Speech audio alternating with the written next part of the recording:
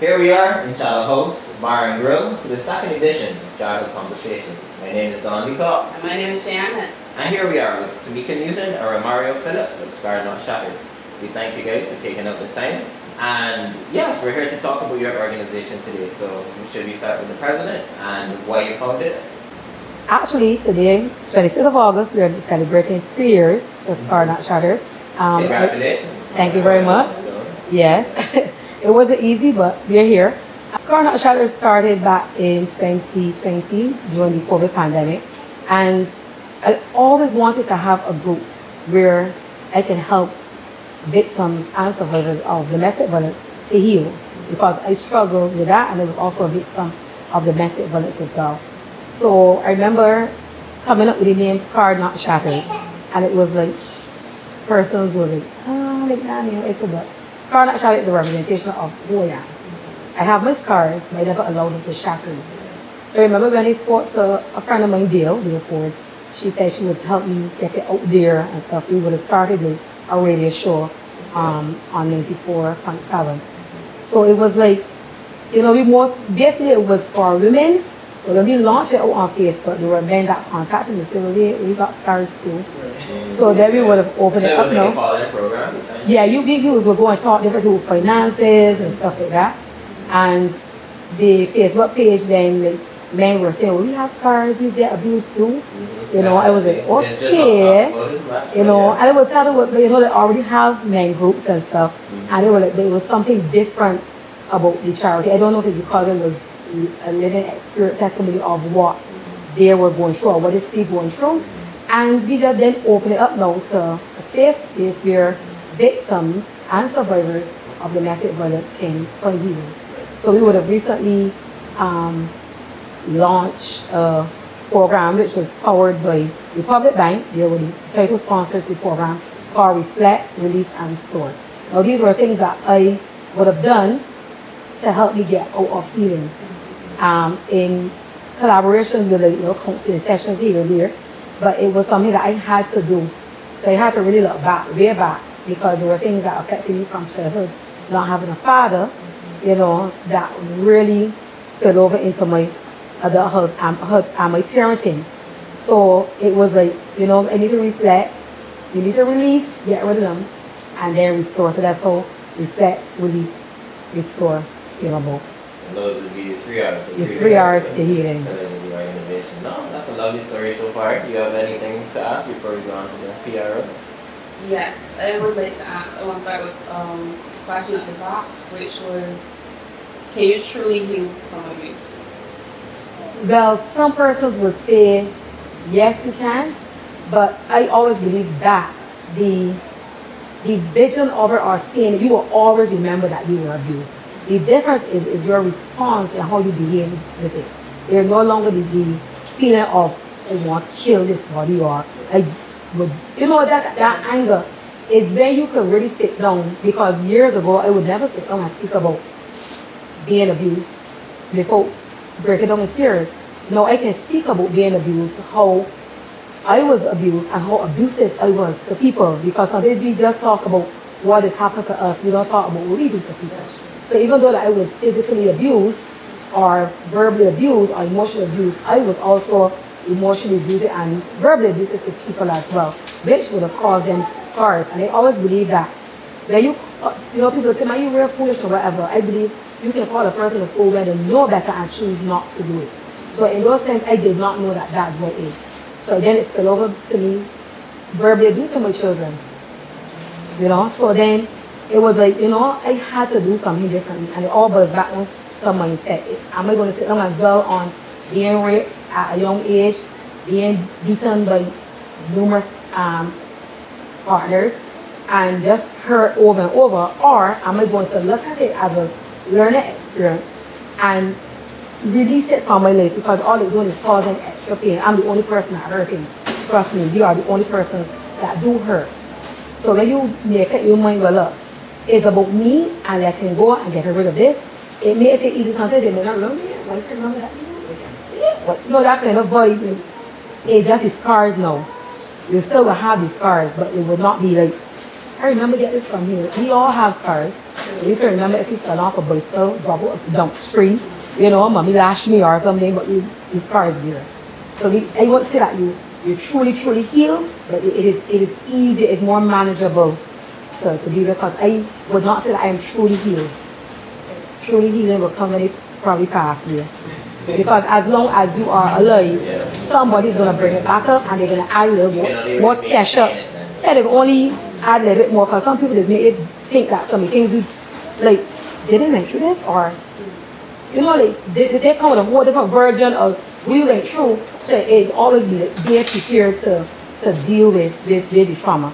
Because it will be there, but it will not be like you don't want to see he or curse you or whatever. And a follow-up question, would you say that verbal abuse is a part of our culture as far as young people? I would say yes, but sometimes people don't know that is what it is. Because if you look back at parenting way back, there are some persons that had the privilege of coming in to a home with a mother and a father and married or together or whatever. Then there are some persons that came up from, we would say, the lower echelon of our with the poor.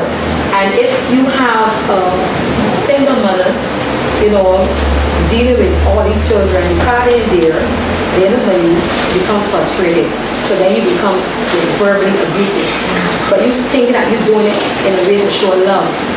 There's only then when you get older, you can say, no, but I would have caused my son or daughter to act out this way, you know, they're older because of the things that I would have said, you know, not intentionally to hurt them in any way. Because I myself, you know, I'm very honest. I like this conversation because we get to be honest. I myself was very verbally abusive to my older son. And I realized how It just creates a chain. correct. And you need to accept the fact that this person doesn't understand what they're doing, and eventually you do the opposite. So when they come to you with a real aggressive temper, you tend to calm down, mommy, I understand, you know. Or we like to hear, yeah, mommy, yeah, I understand what you're saying. But then so then you'll be saying, I told him he really get on camera, he's still really but we still got to learn respect too for your children as well. So it's like we need to understand verbal response. Yeah, verbal all it happens everywhere. Workplaces, schools, hospitals, wherever. People are very verbally abusive. Yeah, definitely. Somebody even say it comes all the way down from, you know, our heritage as slaves and whatnot. We say masters being verbally abusive to us, the men coming home being verbally abusive, physically abusive to their women, and that's where the trauma started. So it's great that we can have conversations about the generational trauma and figure out ways to do it together. So we could go into really then what your organization is about, abuse and advocating for those who are abused. Where would you say that abuse typically starts? Good question. You know, there isn't really a root cause. Like Tanya was saying earlier, the organization was conceptualized during the COVID pandemic because we realized that victims of domestic violence and abuse were trapped in the house with the abusers. The main house was essentially locked down in time of social isolation.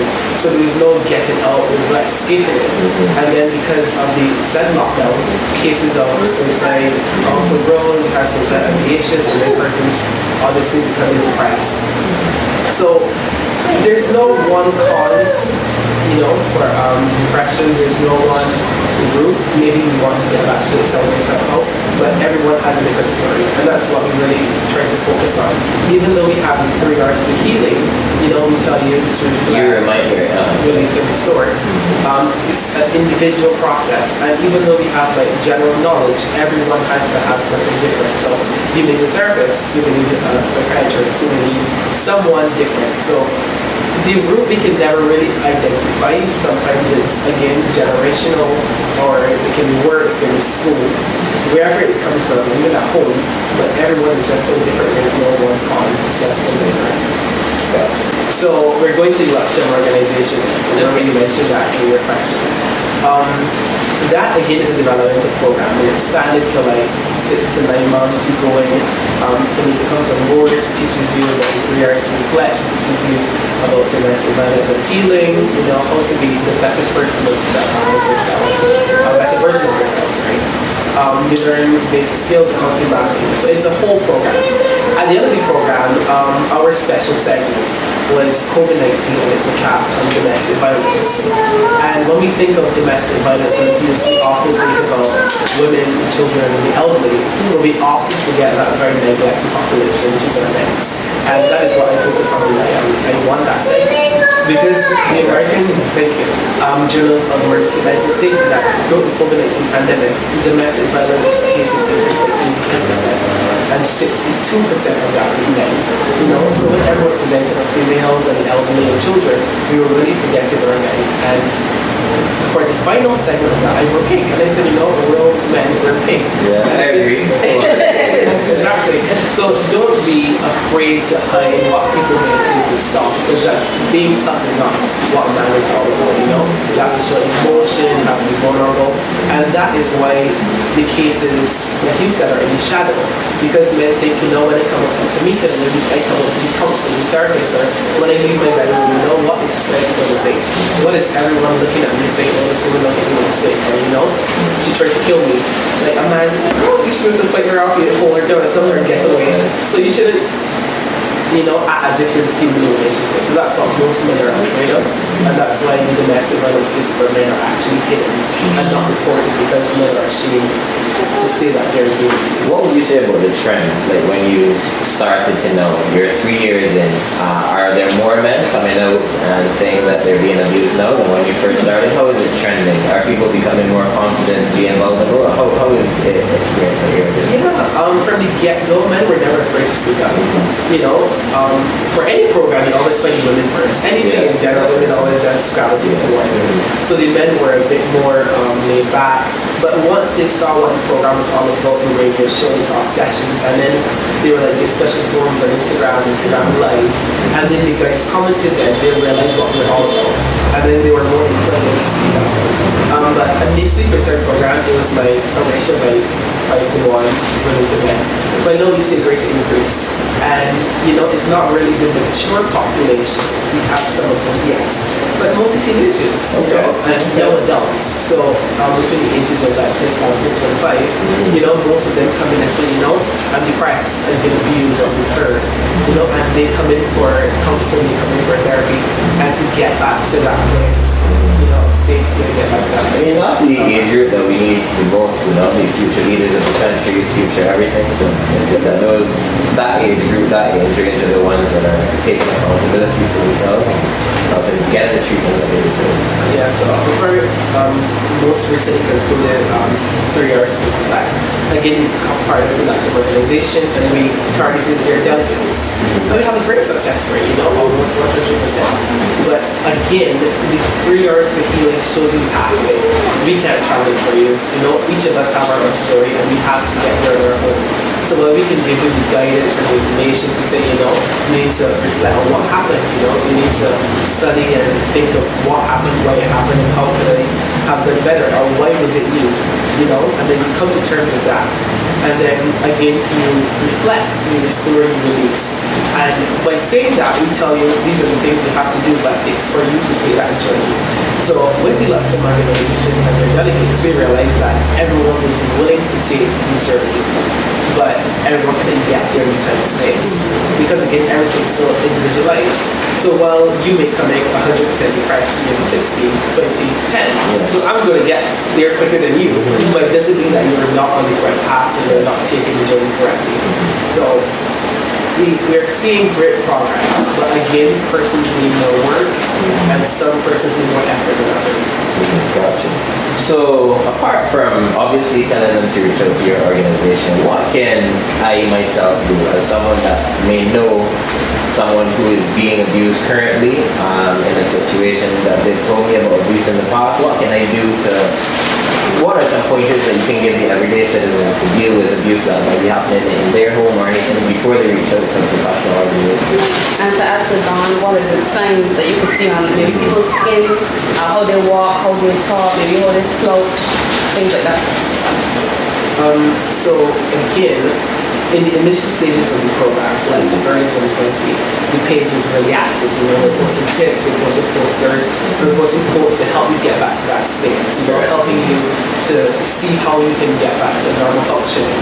But because what we do is so diverse and it often requires a lot of in-person communication or a lot of sessions, as you can appreciate, personal business is quite confidential. And there's not a lot you can say or a lot you can do in terms of hosting a person's business. Because obviously, you don't want to come to me and tell me when you get paid and then you see it on Instagram. You know? So in terms of sharing real life stories, we often let the victims do it in their own time. So like how Tamika just said, she was once abused, she was raped, she was verbally assaulted. She said that her I didn't say what time you come here and say it because she's not comfortable because the program would allow her to keep. So only when you are at that space then you have their testimony. But we try to post on the page like tips and tricks you can do to get back to that space, things that psychologists and therapists recommend, and then you can reach out to us and communicate with us directly, and then we can put a session, in-person session, whatever it is. My apologies because the page isn't as up to date as we want to, but we are doing the work. It's not being posted, but we're doing lots of work. And again, these stories used to be a lot more active. So as you sign on, you see our story, they're going, click on it, and then you see these signs that are family and friends. Locally, what we tend to see is like a slip wrist or cuts and bruises on the hand for the self-harm, or a person who has a poor self-confidence, no self-confidence, they tend to see walking their head down, their shoulders shrunk down, a slouch. They're not very confident in their moves, they're very assertive of what they do. And those are signs you can look for. And the person isn't always going to say, I have low self-confidence, but walking into a room, you can feel their presence and you can feel what they give off. And right away, that's not a very confident person. So these are some of the signs you can look for. And again, being verbally abusive, because the reason you're being verbally abusive is because you're hurt. So for something to happen and then you look and say, oh, you foolish idiot, that's how you feel about yourself, or that's how something within you makes you feel. And then you're projecting it onto me. So, persons who are mean or, loud, not be bit loud, but, loud, what we would call ratchet, or persons who just say horrible things. Those are persons who are often fighting an internal battle. And here at Scar Not Shattered, we help you to get over those wounds, turn them to scars, and eventually heal. I want to ask how we as a nation, as a people, can be more sensitive for those who we see are being abused. So they might lash out, or they might be, a little bit different from our society, but that doesn't mean they should be excluded. Yeah. So how can we be sensitive or sensitized to them? Really, the answer to your question isn't really being sensitive towards persons who are abused, but sensitive towards everyone. Okay. Because again, early I spoke about signs, and I spoke about a loss of confidence or even self-harm. But really, in truth, there are persons who act normal and function in society. And we often think, they're going through anything, there's nothing wrong with them, they're perfect. And I can draw reference to a friend, saw them walking, partying, having fun, and then two saw that they committed suicide. And in my head, I'm thinking, I'm a bit confused because looking in from the outside, I think everything's good, You got a good job, you have a good education, you're partying, it looks like everything's going all right. So the answer is not to sensitize yourself to persons who look away or who show signs, but for everyone in general. And again, we traditionally only really reach out and think of mental health issues when someone dies, and then we see all the posts, check on the strong friends, and this and that. But really and truly, we weren't there when they were suffering, and when they were going through what they were going through, and we weren't being sensitive, and we weren't understanding of them. So I think if we just look at it holistically and be good to everyone, then there's no harm that can be done there, because then everyone benefits from the treatment versus something, it's almost like you're pitying them because you think they're depressed versus being nice because you're a nice person. So really that's the answer to the question. Not being sensitive because you think, but being sensitive because you're just sensitive. When it talks about, being nice, that's not really our culture. Right. Again, it's a cultural thing. Sometimes people grow up in Barbados, and we see other people calling people idiot, scared, slap you around your head. So could you give someone out there some words of encouragement, or could you help them to understand? Because there are some people in life that they physically cannot understand kindness because they've never had it. So I just want you to speak to somebody out there and try to give them encouragement, or just ask them to look at themselves in a different way, try to change the culture in this exact moment? Before I do, Okay. again, that's why I appreciated that compliment stuff reflection of me. You know, because when you look in the mirror, you have to see what's there. And if you see it in the field, that's all you can call a person. You know, and again, you're projecting yourself, your feelings and emotions onto someone. Bullying comes naturally, I think. You know, and then being like something you have to learn, unless you're raised properly, like you said, sure. Very few people nowadays. But when you go into the school system, everyone tries to fit in that box or try to go with what's trendy. So if being a bully is trendy, then you find have more bullies than these people. And again, when I look at that kid, because we do see kids also with the skinhead or the school cut, as they say, versus the knock or the fade. You know, they wore that because they're confident. And they, their mother said, oh, you look handsome, you look good. And they feel good about themselves, they wear that kind of pride. And they come into the school system then, and you, who can't be confident about it, you bully them because of their confidence. And again, that's a problem because it's you that's the issue. You lack confidence, you lack the self-esteem to wear what I can wear. And that's where you find most bullies. So really, a bully is truly a punk because, you just try to project everything else onto someone. And my words of encouragement would be not to do that, obviously. Try to be that light in a dark place. And again, you don't know what someone's going through. And how would you feel if you had this one opportunity to speak it? And then you're meeting this person and, to this, you see them dead, or you see them hung up. Then you're like, oh, if I had, no, it's too late now. So again, it's always good to take that positive step and to be a positive force versus trying to follow the crowd, and then you're negative things. Well, let's get to Mika back in here. This one, we're breaking out a little bit. But okay, let me just. What would you say is an outlet for abuse? Well, for me, I would listen to music. I would listen to a lot of music, and then I found that journaling really helped me. We'll call it brain dumping. So I would break it down, and everything. Some persons would do like go to church. Some people meditate. Some people find whatever is best for you. Some people write music, and I would not encourage people to be going through depression and get listening to Break My Heart. That will not help. That can put you in further depression. So it's best to listen to, the things like lifting and stuff like that. I remember with the session we had with the 3 hours, we did, we worked on some stuff that we wanted to release. And then we said we put everything in a bucket and we burned it, and it was really fun. Watching it burn. Yeah. I know some people put some people's name, I see the names burning, and you say, oh yeah, that was really. But it's like what you feel good about. Then the final one we did, we went to the beach. So everybody sat down together as a group. Because you want people to know that they're not alone. I think that's one of the reasons too. People don't come out because they feel it's only me that got bills to pay, it's only me that get hard, it's only me that get. Hello, you're not the only person. You're not alone. So it's like you come out and you do sessions where you meet people, and it's a space where you're free to say how you feel. I always lead the sessions because I want to be very transparent. So I let them know everything about me, the good, the bad, the ugly, and the indifferent. I even do that with my class as well as a primary school teacher. I always tell them what I was at school, and I was very litigious as well. And they called me not to leave school CXCs because they thought the teacher has some pickup. It was about them, it was not about them, it was about me. So I teach those small ones, the affirmations from small. I am handsome, I am beautiful, I am unique, it is okay to ask questions, all these kind of things. I don't say the rate it you don't see. They know how it feels. When a teacher say that, but that was said to me that I would not want to say anything like that. No, I know they feel real bad. But it for me to be bad and when them say there, I have not for those words, I don't think it would be very to me.